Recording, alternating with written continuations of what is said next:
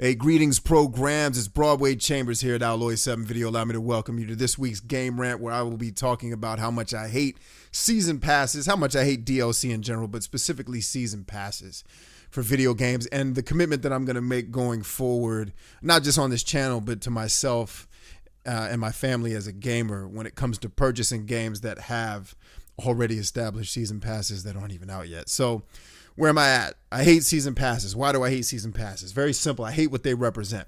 Basically, a season pass is a publisher telling a consumer, hey, look, I got this game, right? And it's going to be dope. I'm going to sell it for $60 up front. But if you give me an extra $30 right then and there, I promise to give you more content over a 6 month or a year, whatever period it is. Or maybe it's $120. Depends on what's available to you and what they're selling. That's what they're telling you. What they're really telling me when I hear them say that is, hey, yo, I made this game and I can't really afford to sell it for $60. And I know enough of you out there are going to be willing to spend $90 on it because you don't want to miss out on any of the awesome content I'm going to release over time.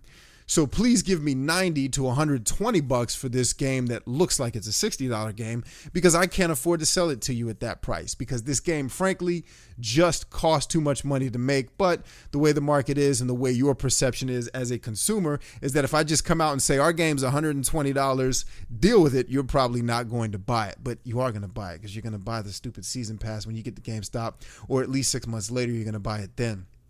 And I hate the principle of it more than the fact that it exists. Granted, I come from an older school where you got one game, maybe a couple games a year that all cost $60 to $70, and you played the crap out of them because it's all you had, period. Like, I remember when I got Bruce Lee for the Commodore 64, scratch that, when I worked all year to get the money to purchase Street Fighter 2 on Super Nintendo in the summer.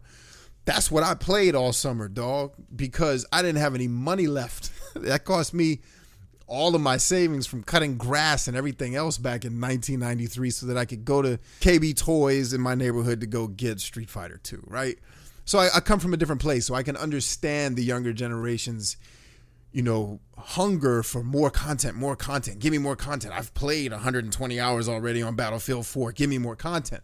I'm not that dude, man. It takes me a long time to spend 120 hours on a game because I got a family of my own, yo. I have responsibilities. I'm not just sitting around in the summer when school's out playing Final Fantasy every day, or in my case, Final Fantasy 4 every day of the summer for 6 hours at a clip. It's just not happening. So I'm saying all that to say I get why you would be inclined to be okay with season passes. I just don't like the principle of a publisher selling me a game that's kind of a $60 game, but it's really them saying, hey, we got to sell it to you for like $90 or $120 to make our money back. And then once we hit our threshold of sales, then we can just put out a copy of it 6 months to a year later that says, hey, now you can get the whole thing for $60 because we've sold it to enough people at $90. So all of you early adopters to you mid-range adopters are the ones who basically pay their bills. Then it becomes tenable for them to sell the whole game at $60. So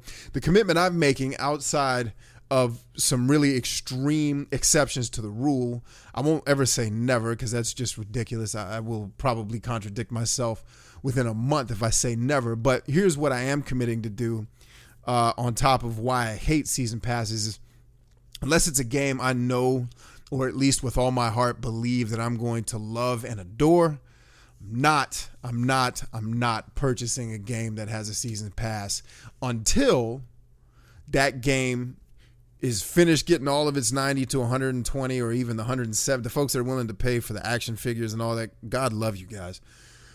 All the people buy that, and then finally the publisher comes out and says, hey, Battlefield 4 is now $60 for the entire premium edition with all the content, all the map packs.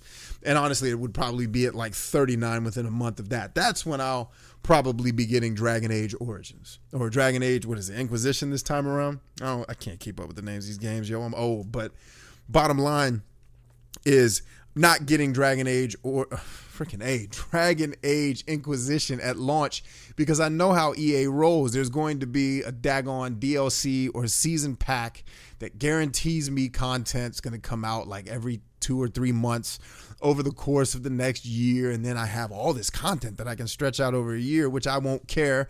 I'll want to marathon play it and get everything done in a month.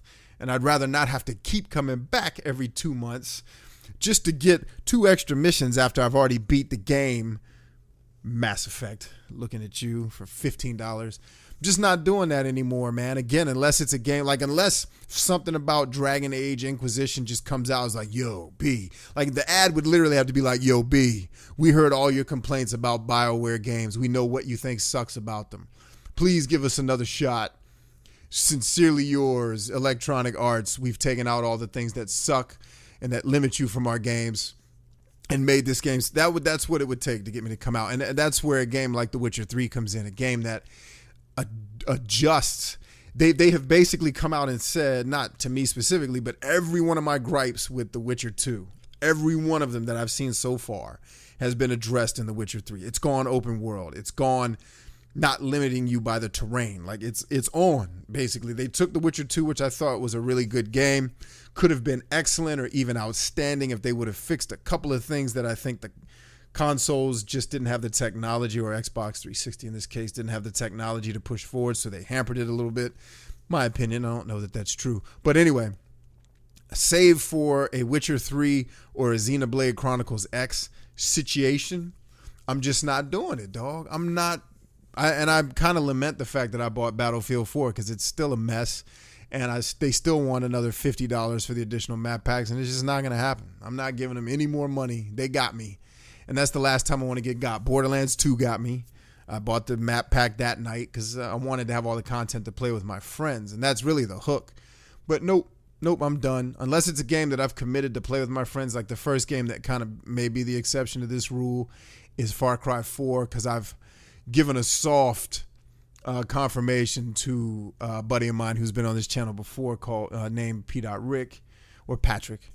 I've kind of committed to playing that with him, so we'll have to see what our schedules look like in terms of playing. That's a game that I may buy, but maybe I don't have to buy the packs or whatever come with that. Ubisoft, if memory serves me right, and maybe it doesn't, is usually not quite as gratuitous as the EA is when it comes to that type of stuff. That may be a completely false statement. It's just what I remember from Far Cry 3. But that's where I'm at with it, man. I don't, especially when it comes to EA, I think I'm just done with season packs, dog. I'll just wait until your game is $60.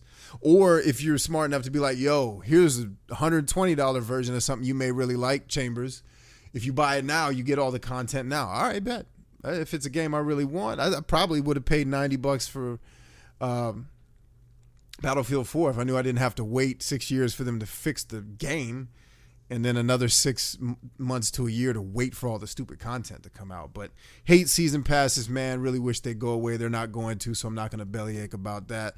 But I can make decisions with my money that cause me to be less frustrated by them, whereby I will be sticking mostly to games that allow me to play the entire game in one purchase.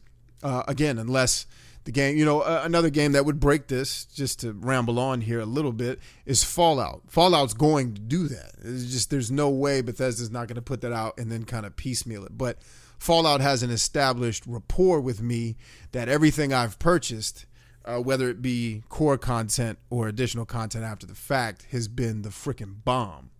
So I'm kind of okay with that. I may still wait. No, I won't. As soon as Fallout 4 gets announced, I know I'm pre-ordering that. But, that's kind of the trade-off. Battlefield 5 comes out, I'm not buying that. Dragon Age Inquisition or some new Mass Effect comes out, I'm not buying it at launch. I'm just going to wait. Unless they somehow communicate to me that they've changed to accommodate my play style, I'll just wait. If it's a game I kind of want to play, like I kind of want to play Dragon Age Inquisition just to see if BioWare can step their game up this generation and win me over. I'm not paying $120 or $90 to do that. I'll wait until Dragon Age Inquisition is $60 at Best Buy a year from now, and it comes with all the stupid packs attached to it. So that's where I'm at. What do you guys think about season packs? Are y'all cool with it? Do y'all like them? I know I don't. I hate them. But I am kind of cool with them. I'm cool with them existing because of those of you that I know that are friends of mine that don't agree with my stance. I respect where you're coming from and understand why you dig it. So leave that comment in the comment section. You know what to do there. But until next time, my friends, until all are one, this is Rodimus Prime sounding off and signing off. Allow me to tell all of you peace and Godspeed. Alloy 7.